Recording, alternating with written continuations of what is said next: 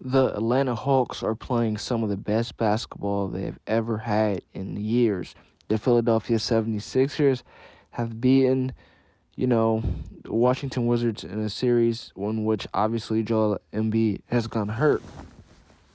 Big question for this series is obviously going to be the health of Joel Embiid. I think that if they have Joel Embiid, this is going to be a great series, and this can be a series, that the Philadelphia 76ers can win in 5 games if Joel Embiid is healthy. Now, right now, from all the reports that we're hearing, we have no idea about his health. I don't know if he'll be ready for Game 1. Game 1 is slated for Sunday at 1 p.m. If I can give it a guess, he most likely will go. And if he goes, they have a chance to win the series. The Philadelphia 76ers go as Joel Embiid goes and as Ben Simmons goes. And Ben Simmons has been playing terrific. Obviously, many people look to the late game execution and his inability to make free throws. But outside of that, he is a tremendous basketball player. He's a great defender. And I believe with his size and length, he's going to make it extremely hard on Trae Young. When you look at the Knicks series, Trae Young did basically whatever he wanted. He took bad shots, logo threes. That's not going to work, especially if they're not hitting. And definitely in Philadelphia, those logo threes are not going to be flying. Ben Simmons is a true 6'10" big. He can guard.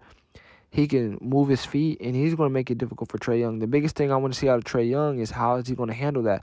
So he's going to need the rest of his teammates to step up. Guys like John Collins, he can't give him a donut and have 0 points. Clint Capella is not a guy they have to worry about because he can't post.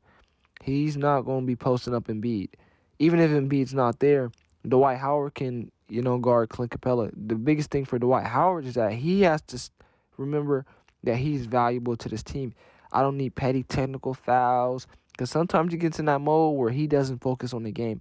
If Dwight Howard is focused, he's going to play a vital role for this team. Even if it's 16 to 20 minutes, Dwight Howard has to not get in his way. And another person that does not have to get in the way is Doc Rivers. He is now in the second round. His house of horrors has arrived. His bad nightmare is here. We have seen him fold constantly in the playoffs in the second round and not be able to get his teams to Eastern Conference Finals, Western Conference Finals, and obviously the NBA Finals and win championships. He has a championship with the Boston Celtics back in 2008, but that was a long time ago. He wants to win one for the Philadelphia 76ers. I believe that he's a Hall of Fame coach, but if he gets the Philadelphia 76ers a championship, we're looking at a Hall of Fame coach in the making in Doc Rivers, and that's something that he wants, and that's probably the reason why he's continuing to coach, and he's getting up there in age. I think that he can outcoach Nate McMillan. Nate McMillan does not have the level of playoff experience as Doc Rivers, nor does he have the team that Doc Rivers has at his disposal. Now, I want to see how is Doc Rivers going to handle Maxey and Thibault. These are young guys that are obviously going deeper in the playoffs. Last year, they were eliminated in the bubble. The first round, the Philadelphia 76ers were, which led to them firing Brett Brown. This is playoff pressure. The further you go in the playoffs, the more pressure there is. And for both of these teams, I don't know who's going to crack under pressure the most. Trae Young, he appears, to be a superstar in the making, but this is his first go-around at the playoffs. Ben Simmons and the 76ers, they have not been to the conference finals. We remember them losing on a buzzer beater to Kawhi Leonard.